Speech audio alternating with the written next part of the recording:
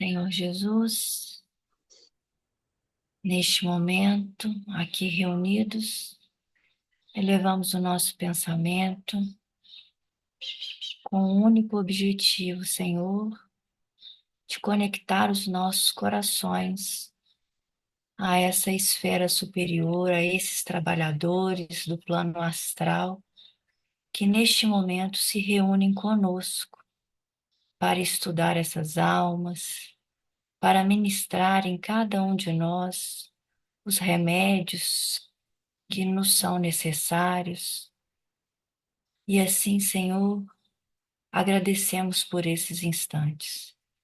Agradecemos por essas lições, por essas obras que clareiam o nosso raciocínio e nos fazem, Senhor, pensar, refletir sobre os seus ensinamentos deixados há mais de 2000 anos.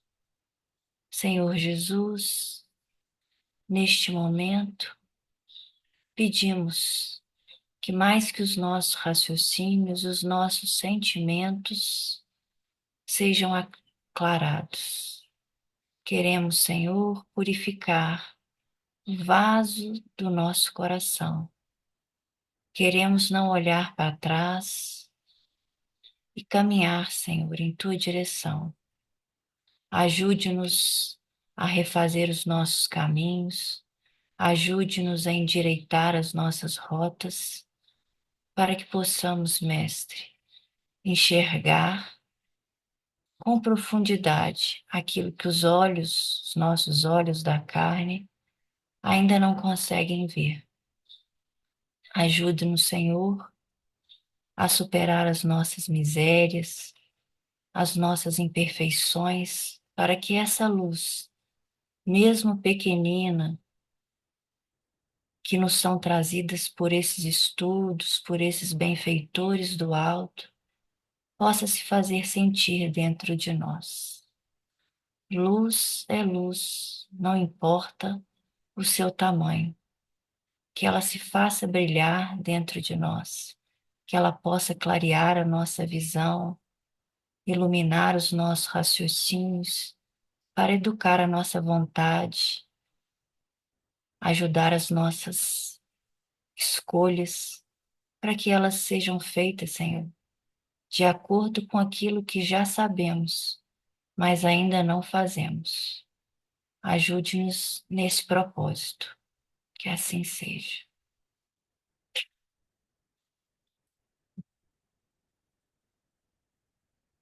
Então, a lição do Vinha de Luz, essa lição é a lição, hein? Não basta ver. E logo viu e o foi seguindo, glorificando a Deus. E todo o povo, vendo isso, dava louvores a Deus. Lucas capítulo 18, versículo 43. A atitude do cego de Jericó representa padrão elevado a todo discípulo sincero do Evangelho. O enfermo de boa vontade procura primeiramente o Mestre diante da multidão.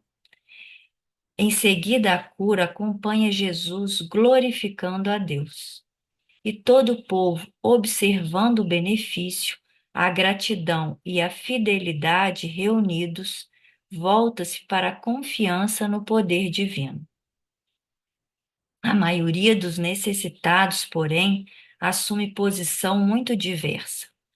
Quase todos os doentes reclamam a atuação do Cristo, exigindo que a dádiva desça aos caprichos perniciosos que lhe são peculiares, sem qualquer esforço pela elevação de si mesmos à bênção do Mestre. Raros procuram o Cristo à luz meridiana, e de quantos lhe recebem os dons, raríssimos são os que lhe seguem os passos no mundo. Daí procede a ausência de legítima glorificação a Deus e a cura incompleta da cegueira que os obscurecia antes do primeiro contato com a fé. Em razão disso, a terra está repleta dos que creem e descreem, estudam e não aprendem, esperam e desesperam, ensinam e não sabem, confiam e duvidam. Aquele que recebe dádivas pode ser somente beneficiário. O que, porém, recebe o favor e agradece-o, vendo a luz e seguindo-a, será redimido. É óbvio que o mundo inteiro reclama visão com Cristo, mas não basta ver simplesmente. Os que circunscrevem ao ato de enxergar podem ser bons narradores, excelentes estatísticos, entretanto, para ver e glorificar o Senhor, é indispensável marchar nas pegadas do Cristo, escalando com ele a montanha do trabalho e do testemunho.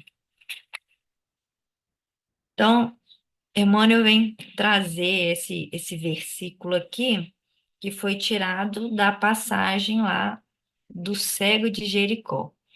E aí ele vem dizer que o cego de Jericó representa um padrão, né? Um modelo a ser seguido por todos nós. E aí no segundo parágrafo ele já resume a atitude do cego de Jericó, né? Qual que seria essa atitude padrão a ser seguida por nós? Que é aquele que, enfermo da alma, e todos nós somos enfermos na mesma condição, que diante da multidão, diante do mundo, não tem dúvida de quem vai procurar. Ele procura, apesar daquela multidão toda, ele mesmo cego vai procurar quem? Jesus.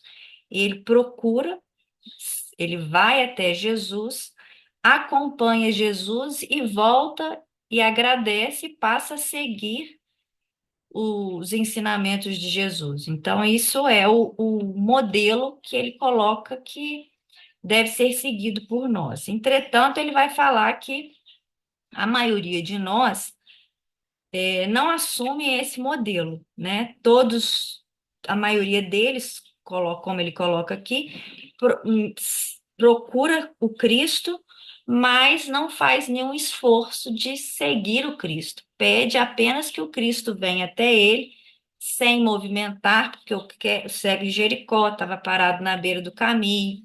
Ele se levanta, ele clama, ele chama. Depois Cristo pede para que ele vá até Jesus, e ele vai até Jesus, não é Jesus que vai até ele. E Emmanuel vem falar assim que a maioria de todos nós pede a presença, pede as benesses do Cristo, mas não faz qualquer esforço de se levantar, de sair do lugar que está para procurar seguir o caminho do mestre, né? Como ele coloca aqui, raríssimos são os que seguem seus passos no mundo. E aí ele fala: se você não segue os passos do Cristo, não segue seus ensinamentos, você não está glorificando, porque a glorificação não basta ser apenas com palavras, né? Com louvores da boca. A verdadeira glorificação seria você ouvir os ensinamentos, receber as dádivas, mas tentar seguir esses ensinamentos. E aí ele vem falar que é por isso que a gente fica nessa oscilação, né? Crê, mas em algum momento crê, em outro não consegue crer. A gente estuda, estuda, estuda, mas na hora de praticar não consegue praticar. Muitas vezes a gente confia, espera, mas aconteceu alguma coisinha diferente, alguma prova, alguma circunstância que para nós é difícil, a gente desespera. Então, é aquele confia, mas duvida ao mesmo tempo, né? E raros são aqueles que voltam para agradecer, né? Que a gratidão seria também uma forma de glorificação das benesses recebidas. Então, ele fala aqui que é óbvio que o mundo inteiro reclama visão com Cristo, mas não basta ver simplesmente.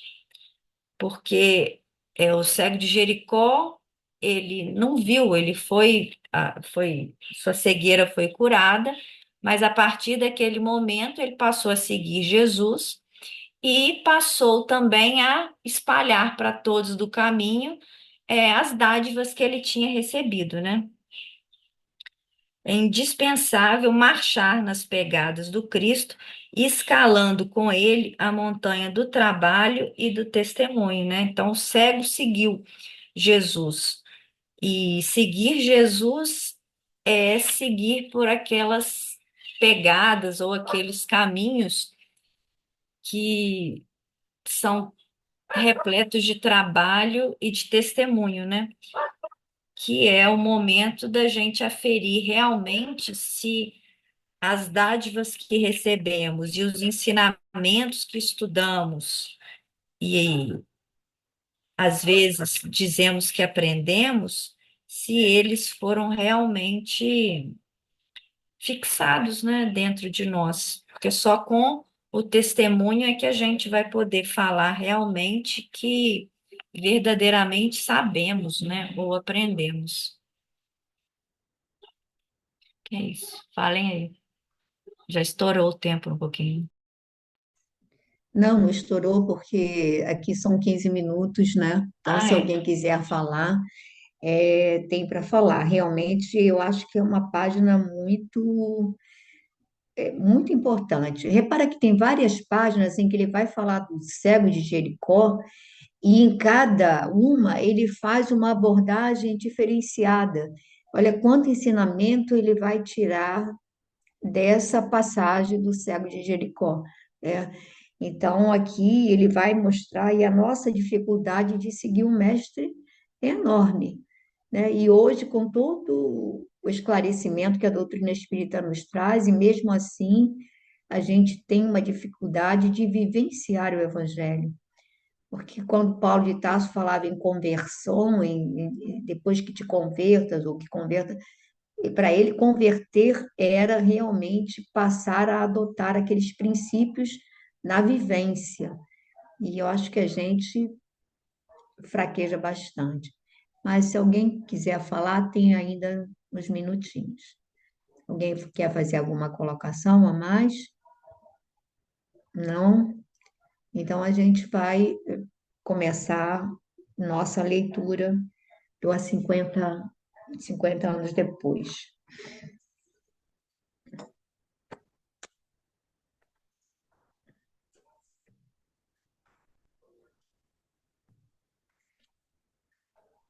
Bom, quer começar, Gracinha? Posso começar.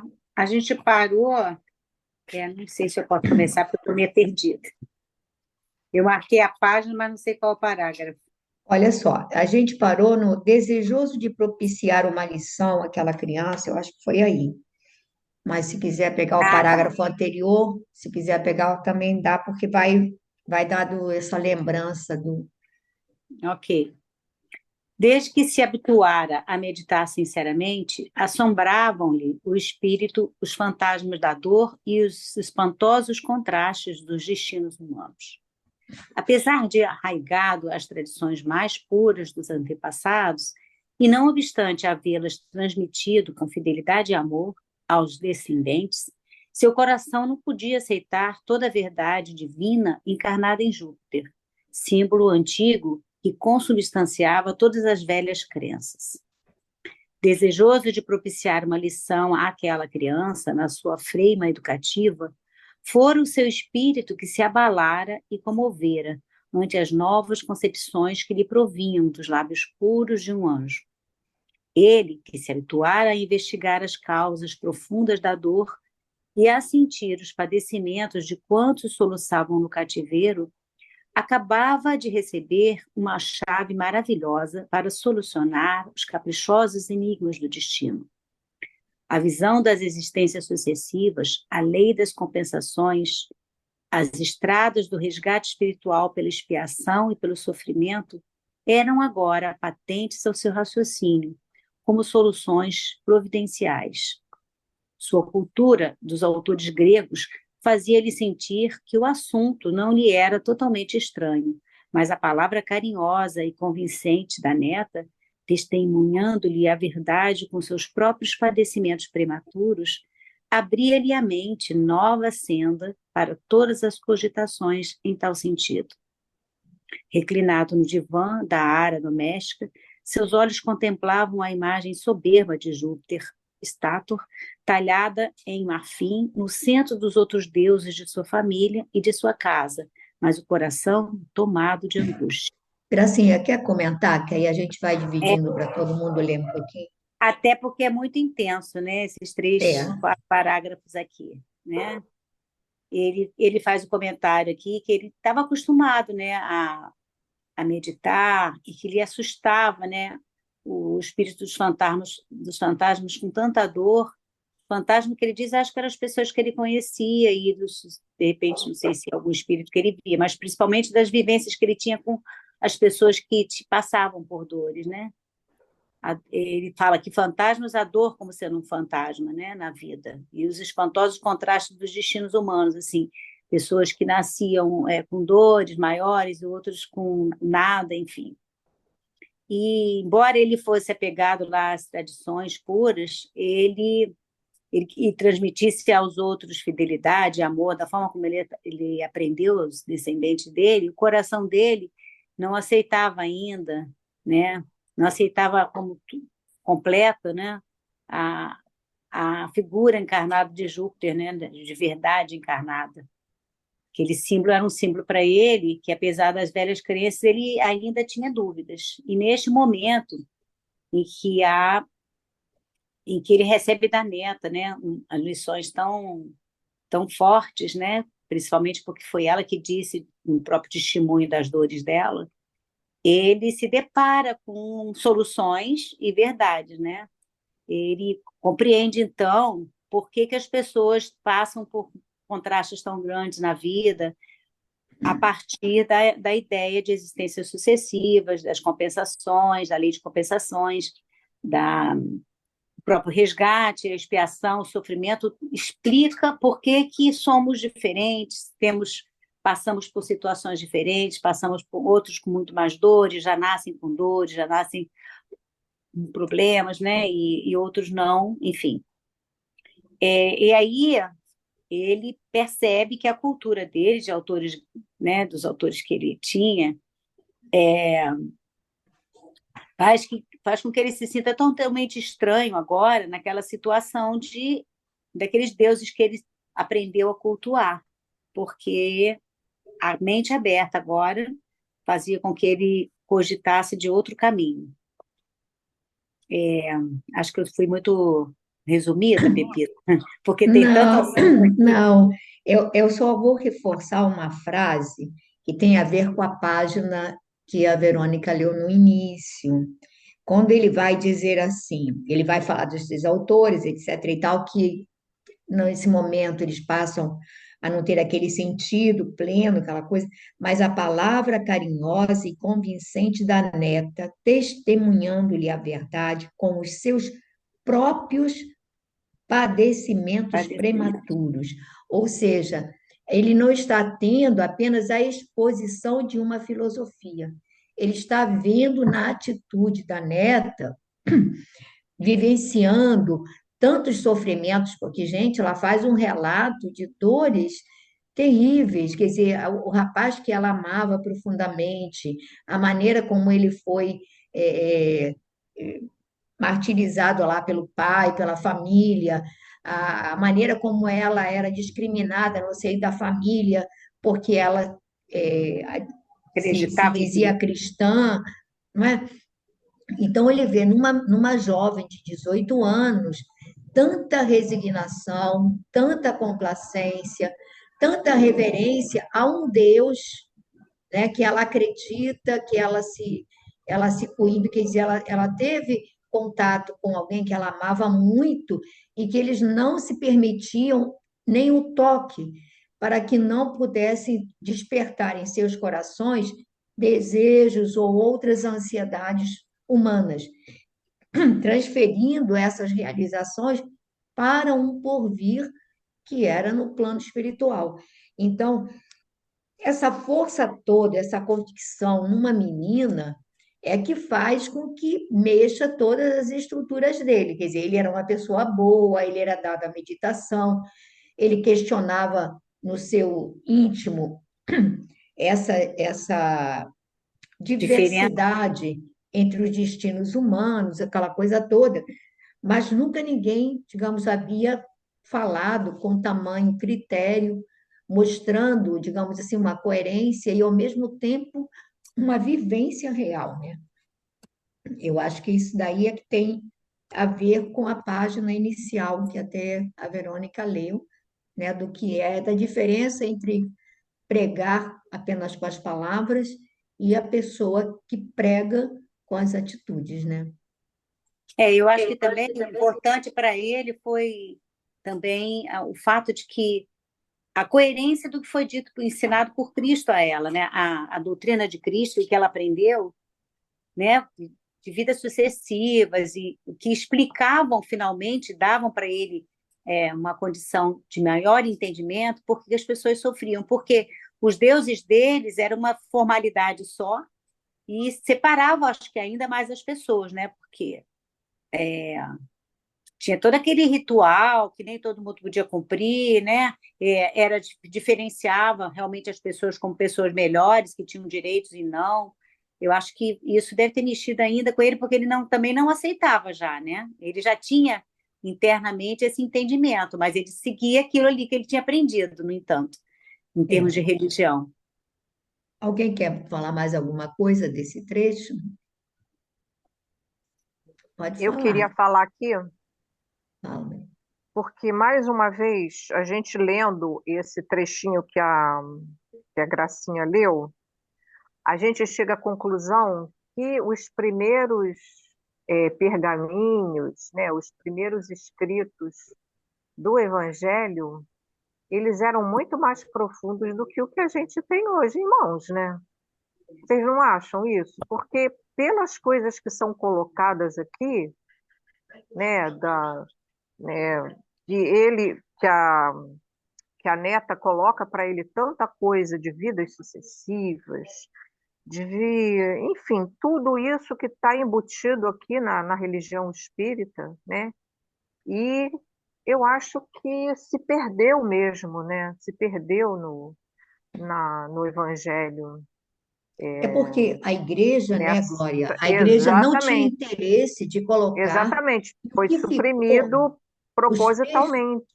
os trechos que ficaram tipo esquecidos, que é É, aquele de Nicodemos, não é? Então, que Jesus explicava em é. particular, ele não explicava para a multidão, mas ele explicava em particular todos os ensinamentos para eles.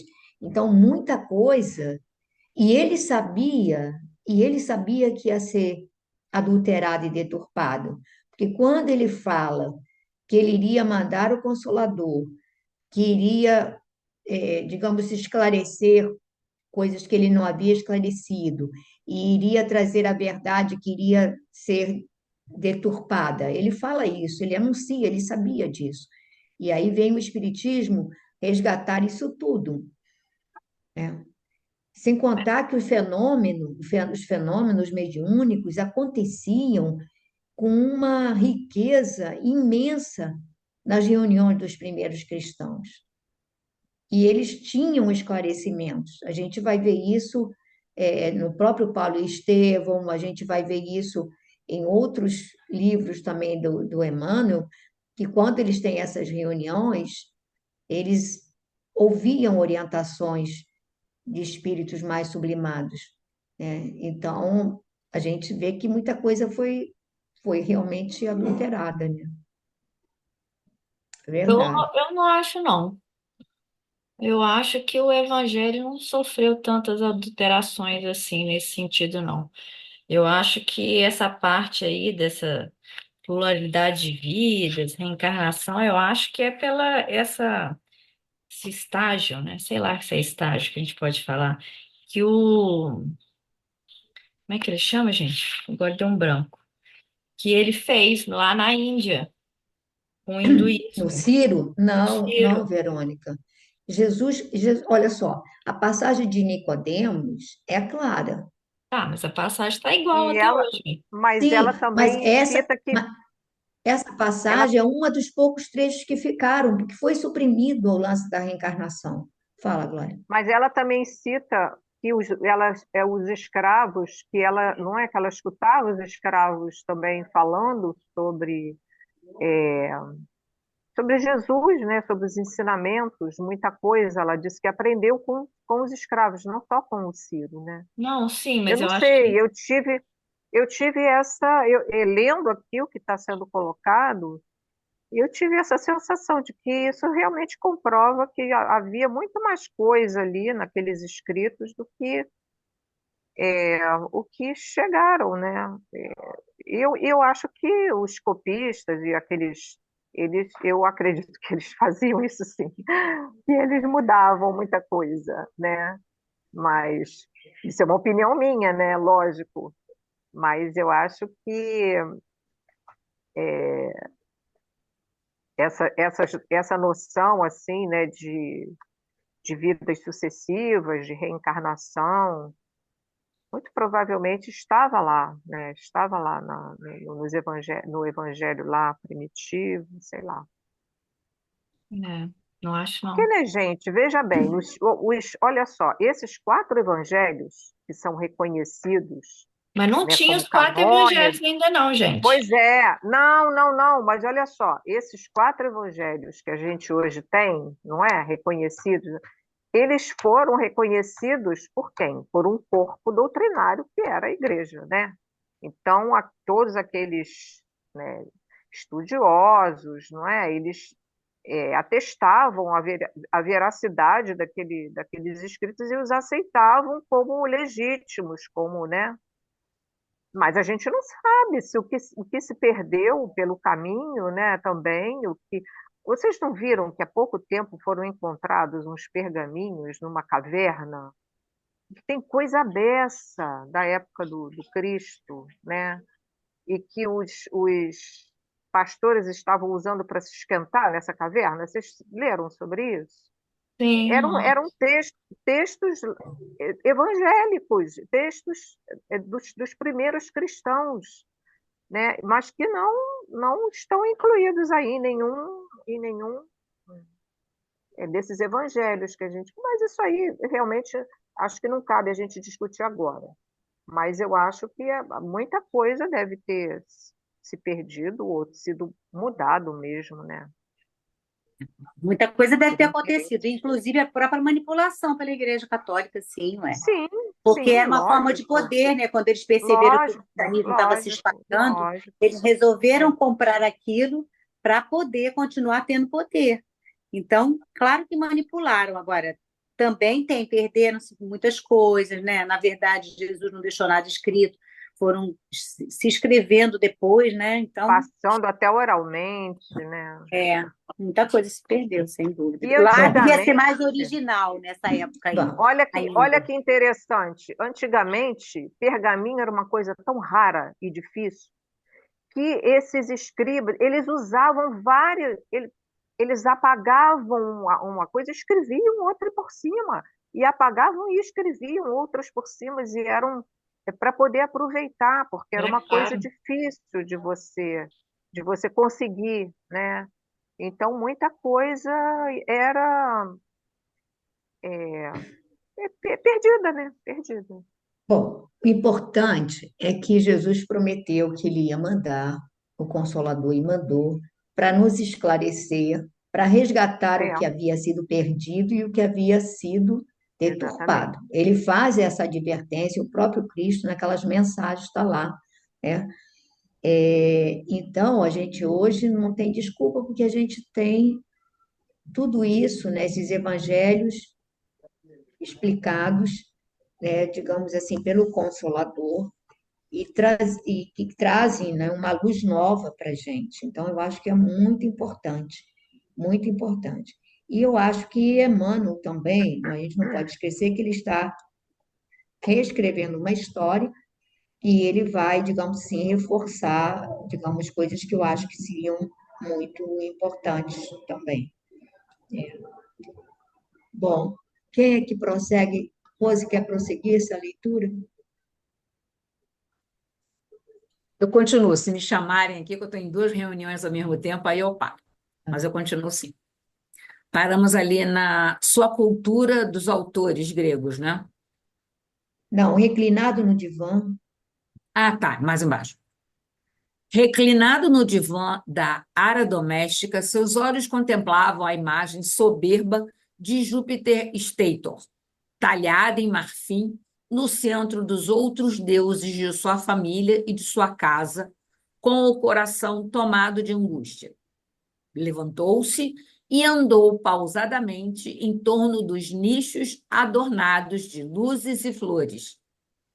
A imagem de Júpiter já lhe não despertava os mesmos sentimentos de piedosa veneração como nas noites anteriores.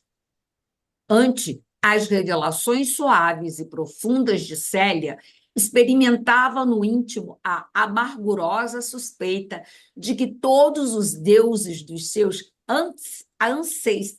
ascendentes respeitáveis estavam rolando dos altares, confundindo-se no torvelinho de desilusões das velhas crenças.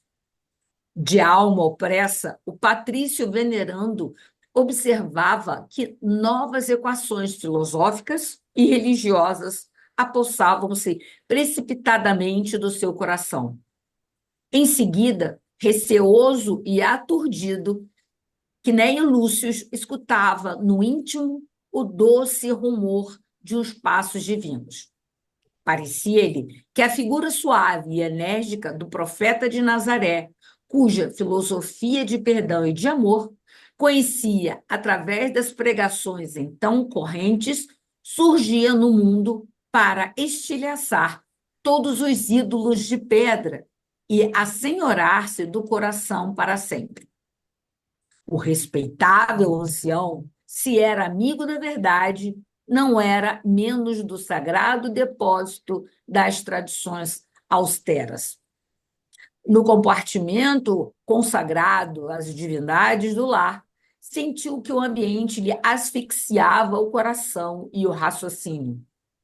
Instintivamente, abriu uma das amplas janelas mais próximas por onde o ar da noite penetrou em rajadas, refrescando-lhe a fronte atormentada.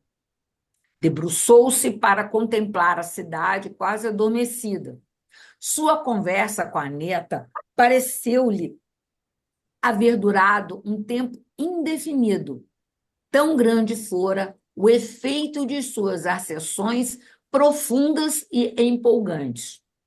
De olhos úmidos, contemplou o curso do Tibre em toda a paisagem que o olhar abrangia, descansando o pensamento abatido nos efeitos de luz que a claridade lunar operava caprichosamente sobre as águas. Por quantas horas contemplou as constelações fulgurantes, sondando os mistérios divinos do firmamento. Somente muito depois, aos albores da madrugada, a voz cariciosa de Márcia veio despertá-lo de suas cogitações graves e intensas, convidando-o a recolher-se.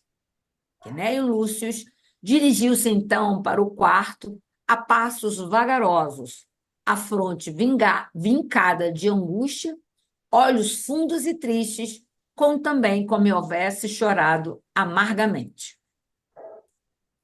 É assim, muito profundo esse pedaço, né? E acho que corrobora com o que a Gracinha falou antes, né?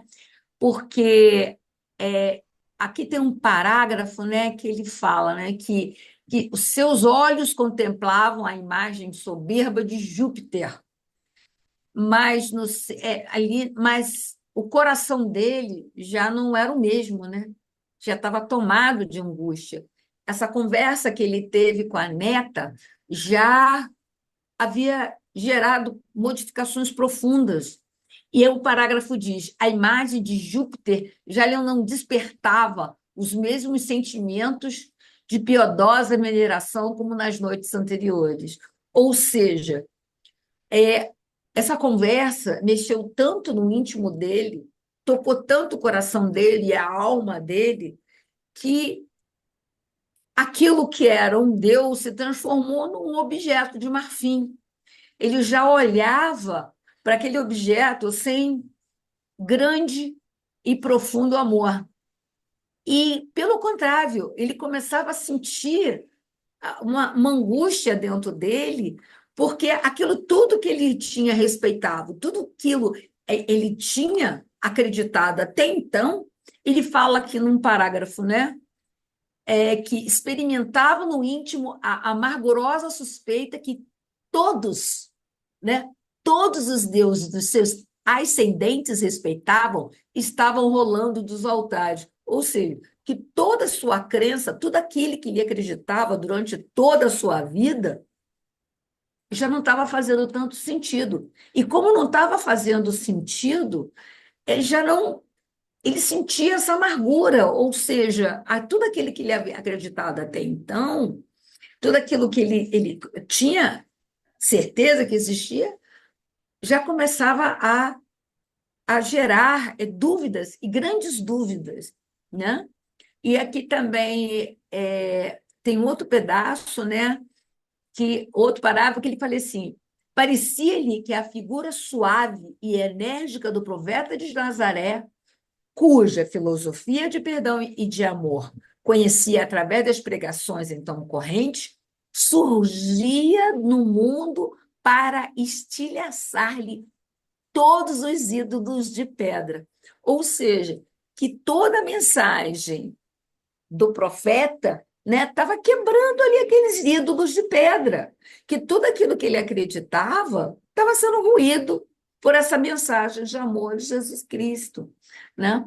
E mais em um outro parágrafo ele diz assim, que a conversa que ele tivera com a neta pareceu-lhe ter durado um tempo indefinido. Tão grande for o efeito das suas ascensões profundas e empolgantes. Olha, que ser iluminado é essa neta, né? Como lhe tocou. Ele falou de alma para alma, né? Porque ele diz assim que como ele estivesse adormecido, né? E aquilo tudo pareceu durar uma vida inteira. E mais abaixo ele fala, né? Que ele ficou tão assim consternado com isso tudo, mexeu tanto com todas as suas crenças profundas, que além de ele não dormir direito, né, ele vai assim, como que ele ficou analisando, ficou pensando. Então, assim, a conclusão que se tira assim, que todos aqueles ídolos que até então ele tinha, que todos aqueles deuses que existiam, foram água abaixo. E como que tudo que a neta havia falado havia lhe tocado de alma para alma. Foi isso que eu entendi.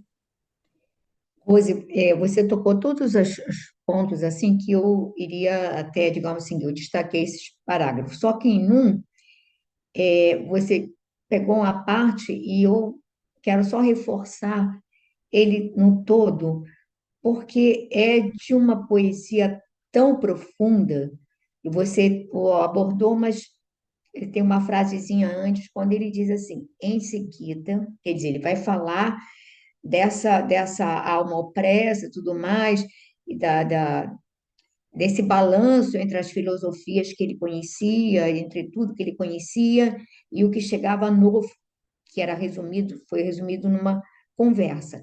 E aí ele diz, em seguida, receoso e aturdido, Néio Lúcio escutava no íntimo o doce rumor de uns passos divinos. Escutava no íntimo o doce rumor de uns passos divinos. Gente, isso é de uma poesia, ou seja, ele estava sentindo a aproximação do mestre no seu coração. Esse mestre estava penetrando os caminhos do seu coração. Quando ele diz assim, receoso e aturdido, escutava no íntimo o doce rumor de uns passos divinos. Aí ele vai falar exatamente de tudo isso que ele, né, compara as filosofias, e aí ele vai dizer que Jesus surgia no mundo para estilhaçar todos os ídolos de pedra e a senhorear-se do coração humano para sempre. E é o que estava acontecendo ali nele, porque ele ouvia no íntimo esses passos divinos e o Senhor, né, esse Jesus estava penetrando, se apossando desse coração, que a partir dali jamais seria o mesmo. jamais seria o mesmo. Então, a gente vai ver essa mudança, eu acho assim, nossa, isso aqui é muito, Emmanuel tem hora que ele é muito poético. É assim, é profundo, sublime e ao mesmo tempo é de uma poesia encantadora. Mas alguém mais quer falar alguma coisa? Fala, Verônica. Ele deve ter sido, assim, eu tô supondo, tá? Né? Afirmação não. Contemporâneo do Cristo, não? Esse Neio Lúcio.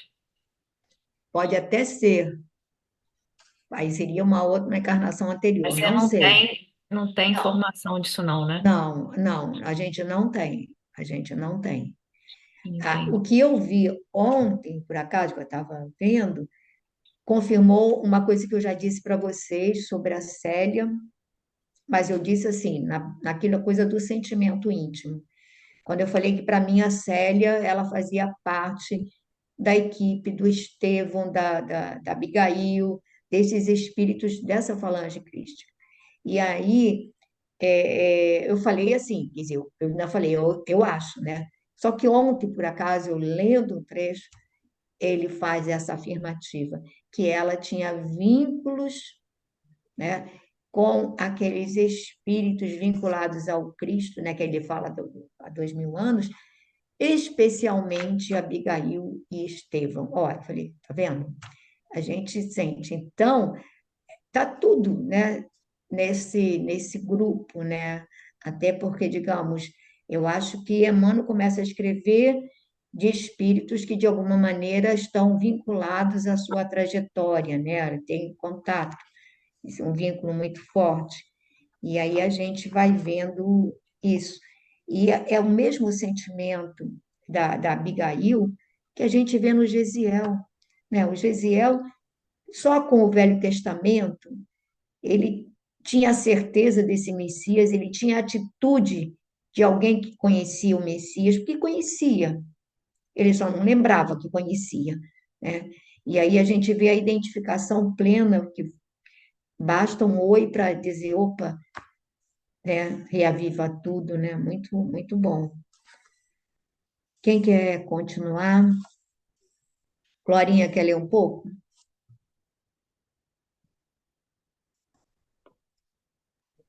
Leio sim, Pepita. Então a gente vai começar o capítulo 3. Sombras domésticas. A vida das nossas personagens em Roma reiniciou-se sem grandes acontecimentos nem surpresas. E Ovídio Lúcius, apesar do amor à província, experimentava a agradável sensação de haver voltado ao antigo ambiente, a ocupar um cargo mais elevado, no qual haveria de enriquecer sobremaneira os valores de sua vocação política ao serviço do Estado. Concedendo liberdade a Nestório, fizera questão de admiti-lo nos trabalhos do seu cargo e da sua casa, como cidadão culto e independente que era. Foi assim que o antigo escravo, alugando um cômodo de habitação coletiva nas imediações da Porta Salária, tornou-se professor de suas filhas e auxiliar de trabalho durante 8 horas diárias com vencimentos regulares. Fora disso, o liberto ficava inteiramente livre para cuidar dos seus interesses particulares e soube aproveitar essas folgas, valendo-se da oportunidade para consolidar a melhoria de situação. Assim é que, à noite, ensinava primeiras letras a discípulos humildes que lhe contratavam os serviços, facultando-se um vasto campo de relações e dando expansão aos seus pendores afetivos em reuniões carinhosas que lhe propiciavam novas energias ao coração. Bastou um mês para que ficasse conhecendo os centros mais importantes da cidade, seus homens ilustres, monumentos, classes sociais, fazendo amizades sólidas na esfera humilde em que vivia. apaixonado pelo cristianismo, circunstância que Ovídio Lúcio desconhecia, não se furtou a satisfação de conhecer os companheiros de ideal, de modo a cooperar com o seu contingente na tarefa abençoada de edificar as almas para Jesus, naqueles sombrios tempos que o pensamento cristão atravessava, entre ondas largas de incompreensão e de sangue. Vocês estão me ouvindo? Sim, Tá, é porque... só mais esse parágrafo, Glorinha, e depois aí você dá Tá, uma parada. tá bom.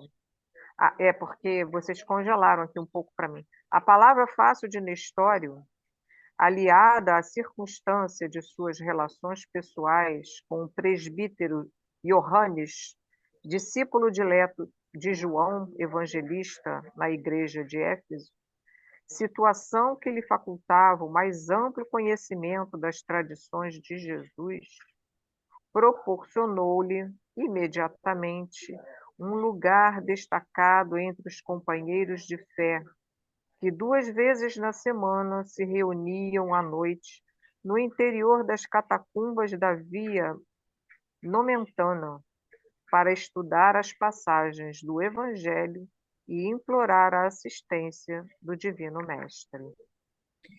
Bom, então aqui é o que eu achei, né? Ele vai fazer um apanhado da trajetória, né, do Nestório, do Emmanuel, e mostrando, né, que ele passa a ser, ele sendo um escravo liberto, ele passa a,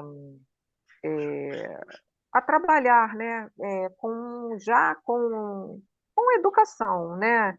Ele ensinava, né, ele ensinava as primeiras letras, ou seja, ele educava já, né, aquelas pessoas mais humildes, né? E, enfim, ele vai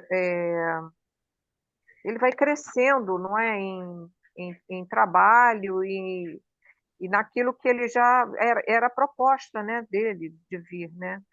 E, e essa questão também já vai falar da palavra fácil, né, de como ele já tinha essa habilidade, né, de tocar os corações, né? E aí aqui vai falar de um presbítero, né, que ele conhece e ele passa a ter uma relação mais íntima com ele, e que era um discípulo de João Evangelista na igreja de Éfeso, né? Então eu acho que ele foi ali, ele bebeu, né, direto na fonte, né? Mais uma vez, né, sobre as passagens do Evangelho, né? E, e eu acho que é isso, né?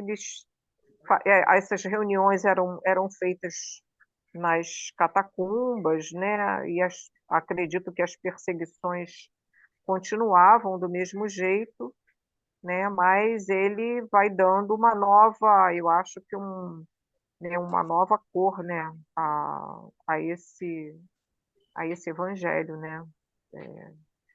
Do Cristo. Podem falar aí. Eu acho que, digamos assim, a personalidade dele, já em há 2000 anos, nós o vemos como alguém extremamente ativo, é alguém que não se É, abatia diante das dificuldades, diante das situações amargas, ele se tornava mais proativo, mais, né, sempre operoso, sempre, ele já reencarna com esse amor a Jesus, que ele passa aquelas, né, a última década cego ali, não é como ele diz, aquele, acho que foram 7 anos em que ele aprendeu mais do que, né, sedimentando o evangelho nele. E aí a gente vê que ele vem assim com toda a vontade para se tornar um divulgador desse evangelho e esses dons que não lhe foram tirados da oratória, da inteligência, da memória, né? Tudo isso corroborava, né? E aí a gente vai ver, quer dizer, que automaticamente ele se conecta a esse presbítero Iohannes, e a gente vai ver que vai trazer-lhe mais conhecimento, digamos assim, verdadeiro e profundo, né? E deve ter sido muito, muito enriquecedor esse contato, imagino eu. E aí agora ele vai continuar fazendo uma explanação de como era a realidade naquele momento histórico, né? Mas se alguém quiser fazer algum comentário, perceber que, digamos assim, como ele era um professor nato, né? Ele sempre foi, né? E ele continua, né? Diziam que ele viria como educador, a gente até hoje não sabe, né? Mas vamos ver. Quem é que quer falar mais alguma coisa? Ninguém? Não? João, quer ler um pouquinho? Posso ler. A palavra fácil de Nestório, aliada às circunstâncias de suas relações pessoais com o presbítero Não, Johannes, isso aí já foi Johannes. lido. Já foi lido, Isso aí João, já é o foi lido, próximo. Ah, João. já? É o reinado, né? É o Ah, reinado perdão. de Adriano. Tá. O reinado de Adriano, embora liberal e justo de início, caracterizou-se pela perseguição e pela crueldade, depois dos terríveis acontecimentos da Guerra Civil da Judéia. Posteriormente, a 131, todos os cristãos se viram compelidos a buscar novamente o refúgio das catacumbas para suas preces. Perseguição tenaz, implacável, era movida pela autoridade imperial a todos os núcleos de ideias ou de personalidades israelitas. Os adeptos de Jesus apenas se reconheciam entre si na cidade por um vago sinal da cruz, que os identificava fraternalmente onde quer que se encontrassem. Nestório não desconhecia o perigoso ambiente, buscando adaptar-se à situação quanto possível, de maneira a continuar servindo o Cristo na sua fé íntima, sem trair o cumprimento dos seus deveres em consciência. Votava a Elvídio Lúcio e à sua família extremado respeito e sincera estima. Jamais poderia esquecer que recebera de suas mãos generosas a liberdade plena. Era assim que se desobrigava de suas responsabilidades, com satisfação e devotamento. Em pouco tempo, chegava à conclusão de que ambas as jovens estavam devidamente preparadas para a vida, dado seu grande cabedal de conhecimentos por meio da leitura. Mas Elvídio Lúcio, cultivando a sua simpatia da primeira hora, conservara-o no seu gabinete de trabalho, onde o liberto teve ocasião de lhe testemunhar o seu reconhecimento e admiração, fortalecendo-se cada vez mais os laços de amizade recíproca. Fazia já um mês que os nossos amigos tinham regressado a Roma, quando o censor Fábio Cornélio fez questão de abrir o seu palácio para a apresentação dos filhos a todas as figuras destacadas do patriciado. Você quer que pare aqui, Pepita? Vai entrar num outro contexto, ou você quer continuar? Acho que pode ler só mais um pedacinho aí, tá? Tá. A essa festa de larga projeção social compareceu o próprio Adriano, com o prefeito e Cláudia Sabina, enaltecendo o esplendor do acontecimento. Nessa noite memorável para os destinos de nossas personagens, tudo era um deslumbramento de luz e flores na suntuosa residência do antigo bairro das Carinas. Nos jardins luxuosos brilhavam tochas artisticamente dispostas, enquanto no lago improvisado graciosas embarcações se pejavam de músicos e cantores. Às melodias das harpas misturavam-se os sons das flautas, dos alaúdes e atabales, junto dos quais escravos esbeltos e jovens erguiam vozes cariciosas e cristalinas. Quer comentar? Acho que muito descritivo aqui, né? Mas ele traz aqui para nós, né? Continuando o que a Glorinha tinha mencionado, né? Dessa, né? Embora o imperador Adriano, à época, né, no início ali, né? Antes da revolução lá da Guerra Civil na Judéia, né? se tinha uma tolerância ali, né? Ou se fazia uma vista grossa, né? Para os cristãos ali em Roma. E depois desses fatos, né? Da guerra lá na Judéia, voltou as perseguições, né?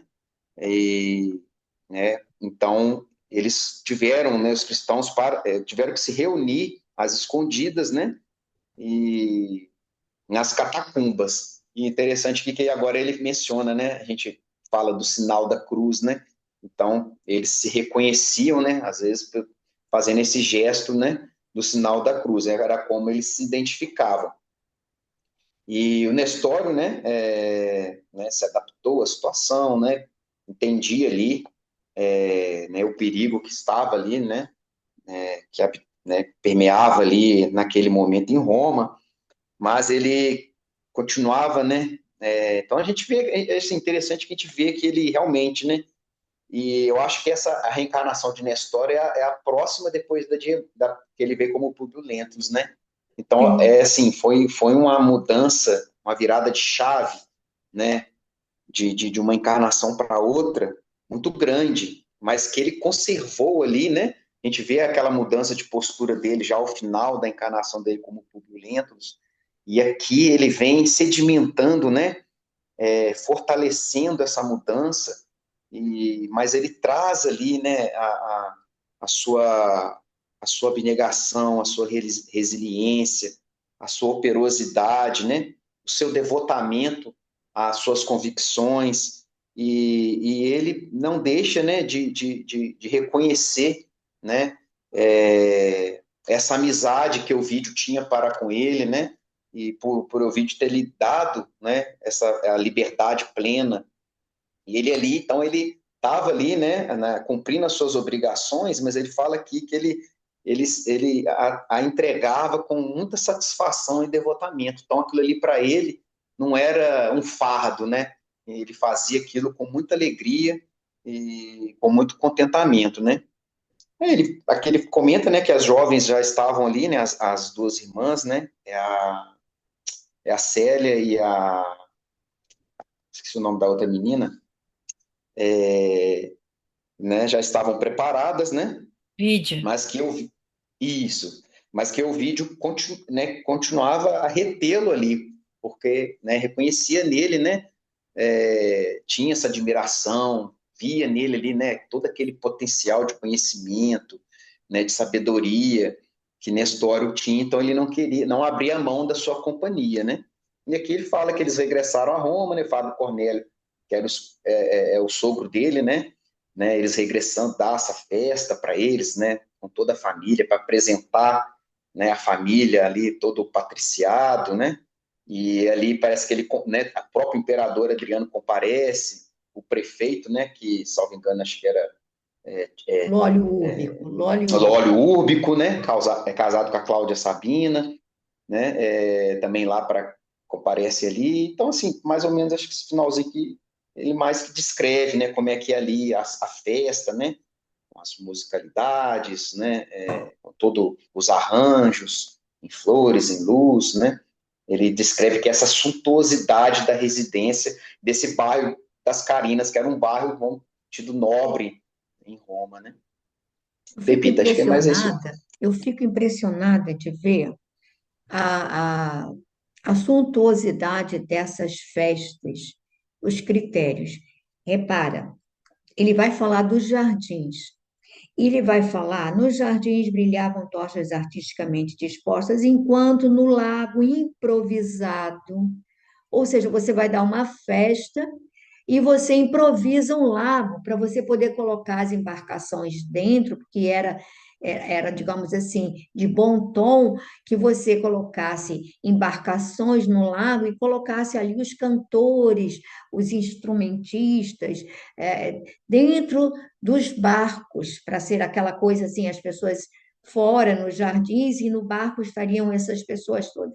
Aí você fica imaginando, depois ele vai à frente falar, que ele está até com problemas financeiros, mas aí a pessoa faz, imagina quanto a pessoa não gasta numa festa dessas, que você tem que. Imagina, não tinha reto escavadeira como hoje, não tinha uma série de equipamentos que hoje tem que facilitaria você improvisar um lago.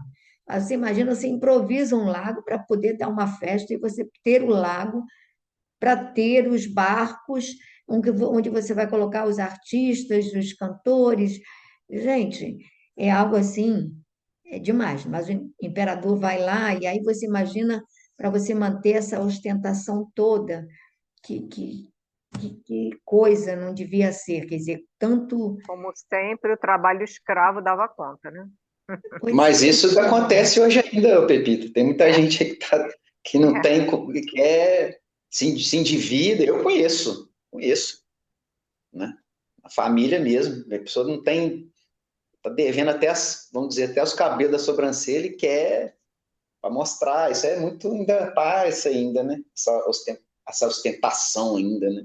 Mostrar, né, que tem, que pode, todas essas mas aí eu fico assim, superficialidades, né? fico vendo é o tamanho, digamos assim, da ostentação dessas festas, né? O que envolvia, porque ele vai continuar a descrição, aí você vai ver que a pessoa, além de fazer um lago, de criar barcos, de fazer isso tudo, ele vai criar um mini estádio, porque ele vai ter apresentações não só artísticas, como de lutas, disso, daquilo. Aí você imagina, santo Deus, que loucura que devia ser, que loucura que devia ser você fazer parte dessa camada, não é? Isso é uma coisa de doido, né? Acho que hoje eu fico até só, imagino, Deus me livre, não sei, pode ser que eu tenha estado lá também fazendo, participando dessas loucuras todas, mas, gente, chega a ser. Enquanto isso, a população mesmo morria de fome, né? Morria de fome. Alguém mais quer comentar alguma coisa? Fala, Babi. 13 minutos, não? 13 minutos. Não, mas eu acho que dá 13 minutos, não sei se dá para alguém ler ainda. Ana, quer ler um pouquinho da descrição aí, continuar um pouquinho? Não, deixa que outro continue, tá? Que hoje, agora eu não estou muito bem, não. Tá bom, tá legal. Quer, Dinorá, ler um pouquinho?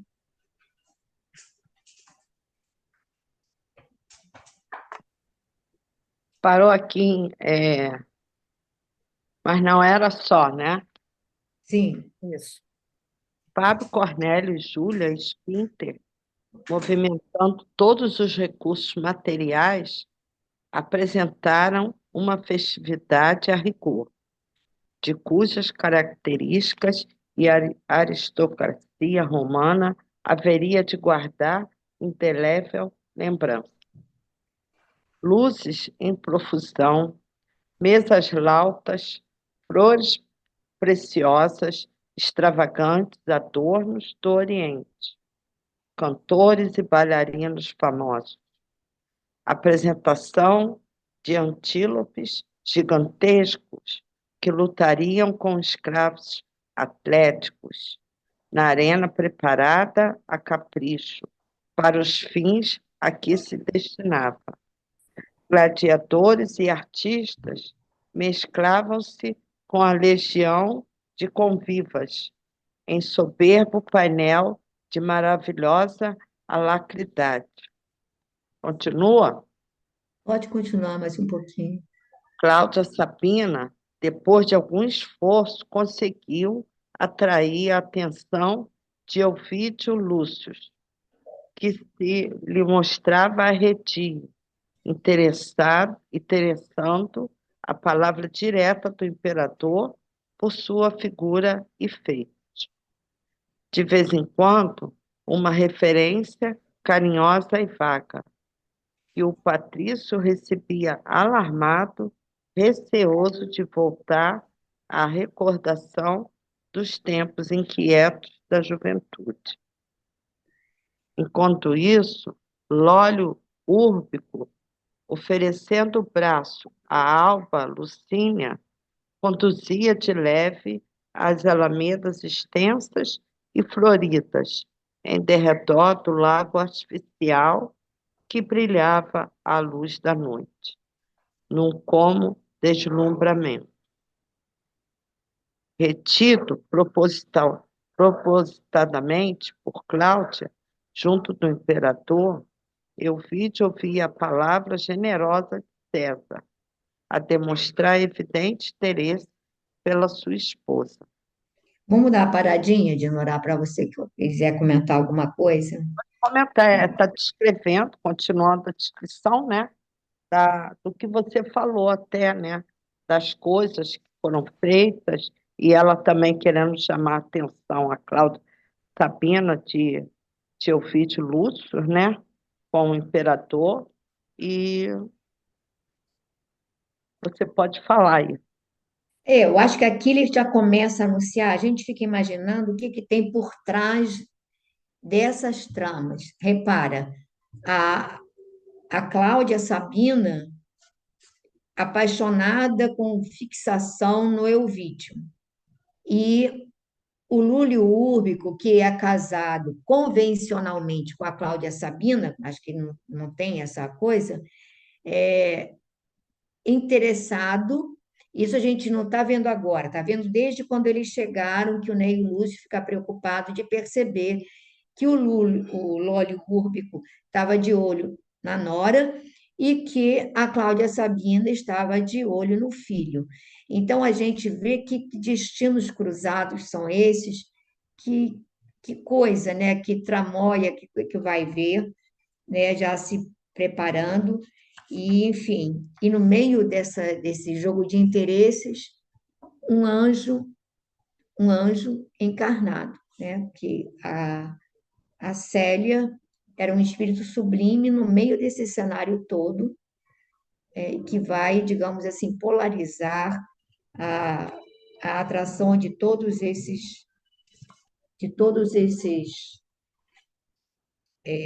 membros desse clã, né, desse grupo, né, espiritual.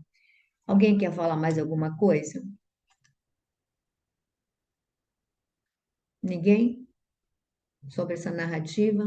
É, Não. eu acho aqui também, quando ele coloca que o Euvídio ele tinha receio de voltar à recordação dos tempos inquietos da juventude. É aquela coisa que a gente vê, né? Ele ainda tinha talvez essa coisa à flor da pele, né? De ter tido esse romance, essa coisa É, com ela.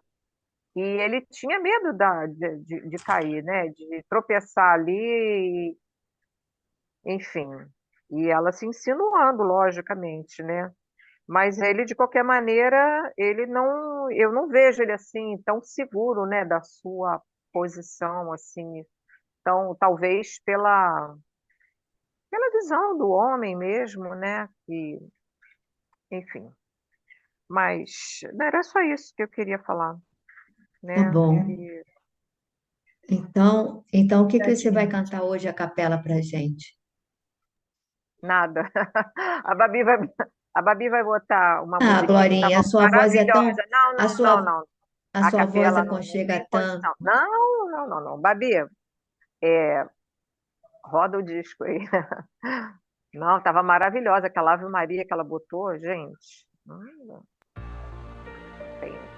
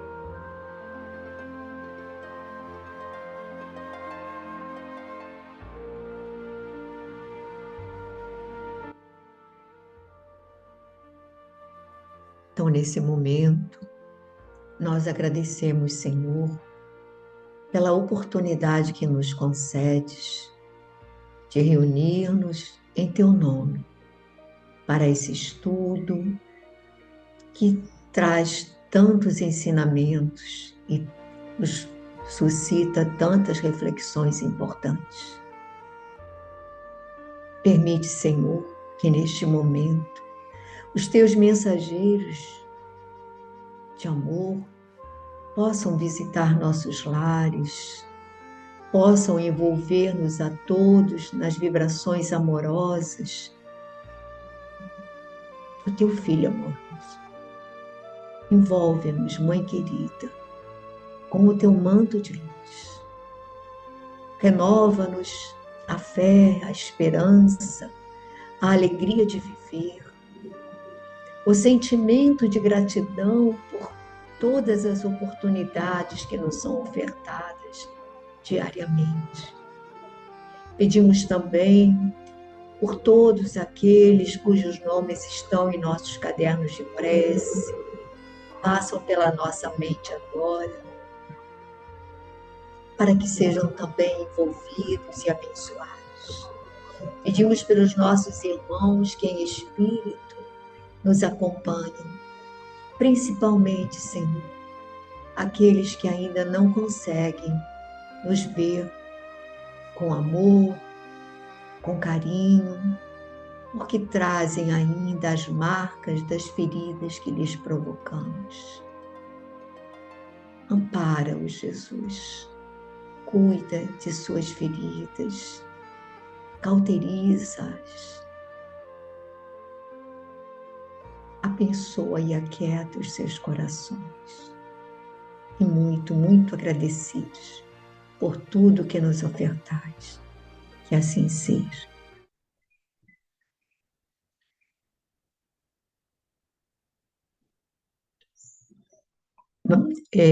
Babi, tem que parar a gravação.